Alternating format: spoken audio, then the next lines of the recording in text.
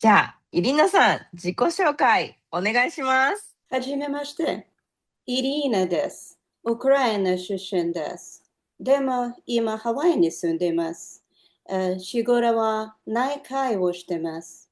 日本でハイキングするのと、日本の文化が好きで、あと、着物の着付けを習いたいって言って、日本語勉強中です。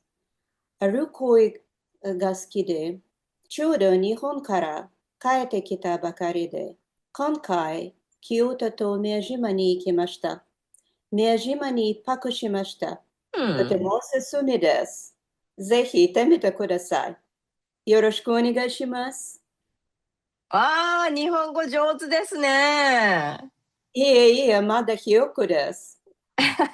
ひよこです。どのぐらい日本語勉強しているんですか？2ヶ月くらいになります。そうですか。今度はいつ日本に戻ってくるんですか？9月に京都に行きます。嬉しいです。ああ、そうですか。イリーナさんは日本に引っ越したいですか？引っ越したくはないです。でも、長く滞在したいです。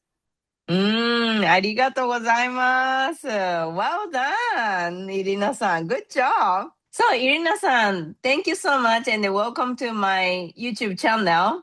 And then, well done for the self-introduction in Japanese in front of the camera. How do you feel? I feel confident now I can introduce myself. I actually used my self introduction because I didn't have to find the words, and I Mm. actually not only met some friends, but I impressed my Japanese friends I already knew. And it also gives you these phrases you can use in any conversation. So actually, learning how to introduce myself was very useful for many situations. Amazing. So, Irina-san, because it's people want to know you, why you're learning Japanese, what do you do for a living? So, can you quickly do some introduction in English too, like where are you living, what do you do for a living, why you decided to learn Japanese? I'm originally from Ukraine and now I live in Hawaii. I lived in France before and I met my American husband and moved to United States 30 years ago. I really like Japanese culture and I went hiking with my son for my 60th birthday in his 30s.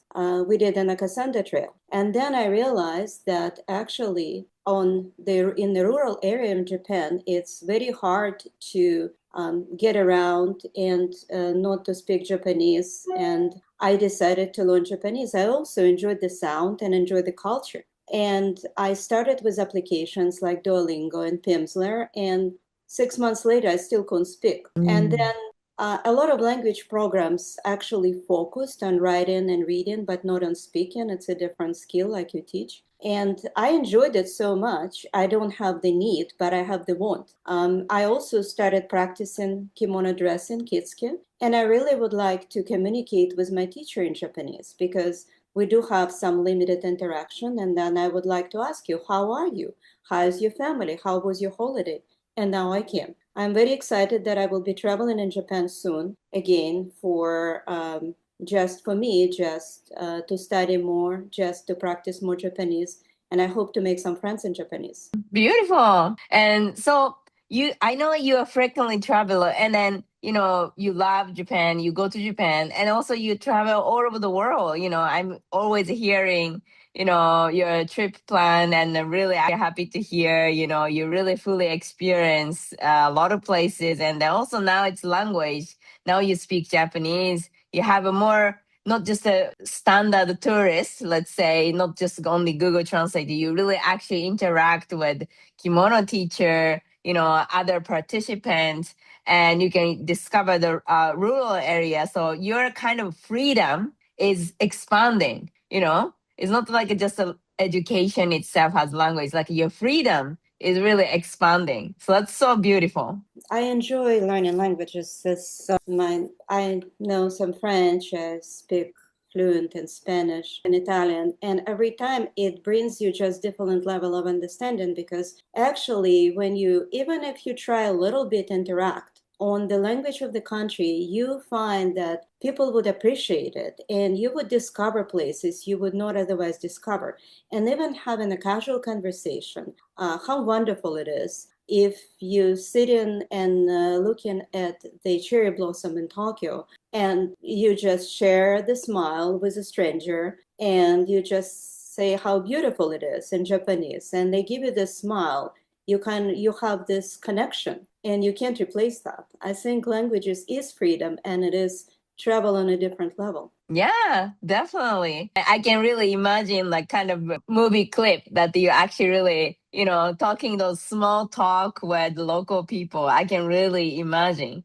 And then you mentioned that it's before meeting Japan Language Factory, you try kind of Duolingo or other kind of learning resource, and then really didn't focus on too much of speaking or listening. But can you tell me, like, what did you try before Japan Language Factory, and then why you chose Japan Language Factory? Yes, I started with Duolingo about 6 months before we went to Japan, actually, to learn things. And you learn some phrases, you learn the construction. I can say I'm on day 400 now of Duolingo. Mm, However, mm. when I came to Japan 6 months later, I couldn't speak. I play Pimsleur Japanese program in my car, and it's a CD, and it does focus on phrases and conversation. But what I notice is that if it's not relevant to you, when you need to say something, you are not able to. You just don't remember. Play 100 times. If you don't say it consistently,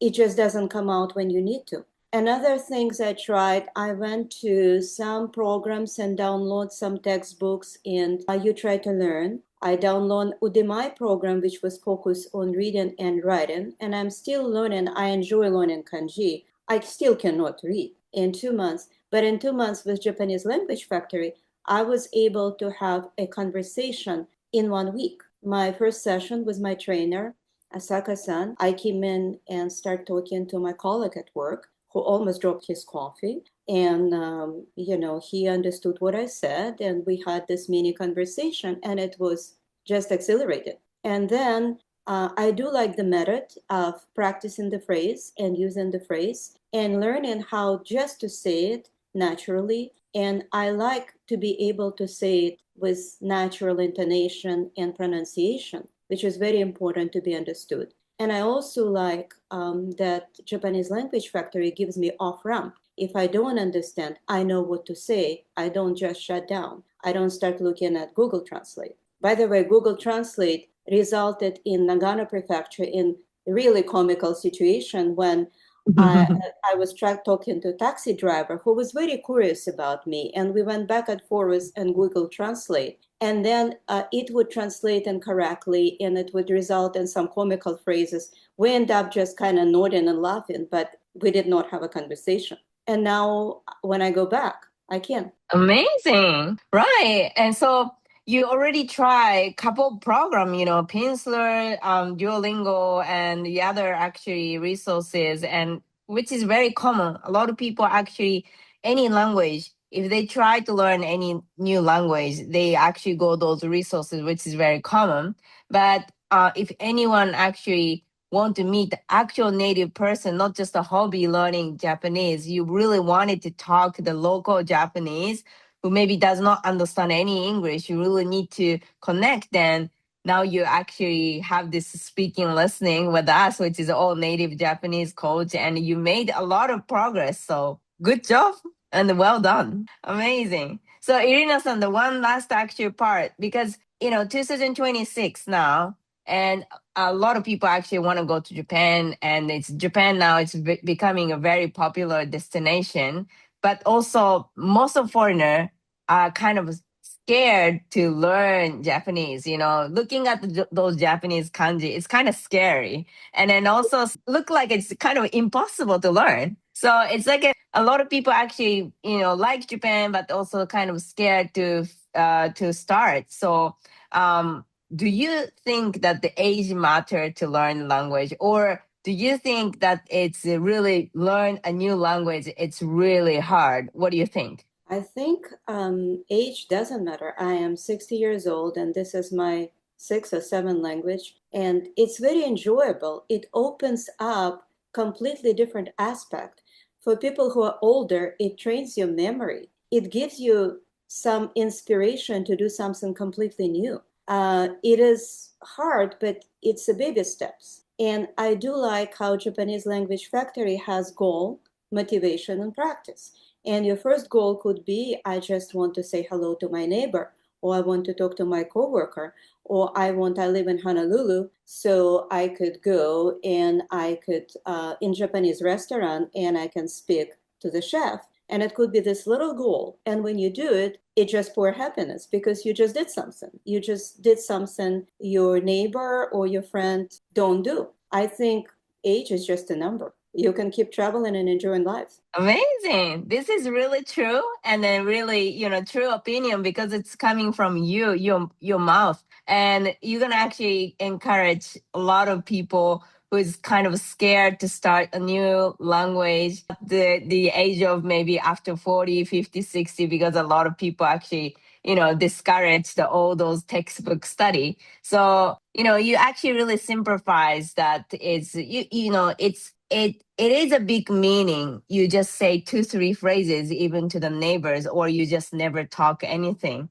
So I think that's a beautiful thing. So you're gonna be more connected with Japanese people, and you can still improve and then discover Japan this year. What is your future trip plan coming 2026? So I was going to go back to Kyoto in September, but now I am probably going to go next month and explore Kuishi region, Bippu, Oh and wow! Italy, and go to Kumamoto. And I think Japan is calling, so I'm going to go. Ah, とても久しぶ wow! りです。ぜひ行ってみてください。ぜひ行ってみてください。Amazing. Thank you so much, Irina さん. Thank you. I'm waiting for your picture from Kumamoto and Beppu. Absolutely.